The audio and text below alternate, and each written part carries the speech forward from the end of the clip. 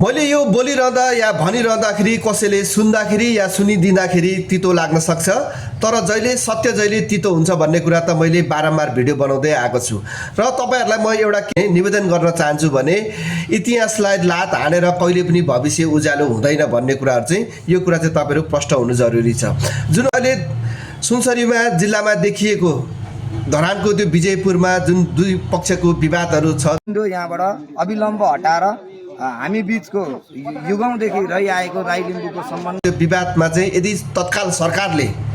दुई पक्षका इतिहासकार मुन्दुमविदहरूलाई राखेर र पुरातात्विक विभागका व्यक्तिहरूलाई राखेर यदि त्यहाँनिर समयमा छिनोफानो गर्न सकिएन भने नेपालको दोस्रो फेरि सुनसरी जिल्लाकै फेरि दोस्रो देवानगञ्ज हुने सम्भावना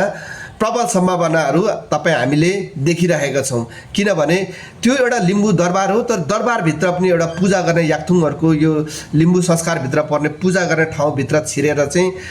फेरि दोस्रो पटक याबो र झन्डाहरू जुत्ता लाएर त्यहाँ गाडियो भन्ने कुराहरू यता अर्को पक्षका मित्रहरूले आरोप लगाइराख्नु भएको छ है।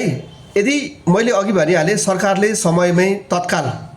दुई पक्षका इतिहासकार मुन्दुमविदहरूलाई ल्याएर त्यो समस्याको समाधानहरू यदि गरिएन भने मैले अघि भनिहालेँ दोस्रो देवानगञ्ज हुनेवाला प्रबल सम्भावना मैले देखेको छु। समयमा सचेत रहनु होला, आत्मा साथ राखेर एक अर्काप्रतिको सद्भावलाई कायम गरेर यो समस्याको समाधान चाँडोभन्दा चाँडो गर्न हुनको लागि सम्पूर्ण दुई पक्षका विदहरूलाई चाहिँ म अनुरोध गर्न चाहन्छु।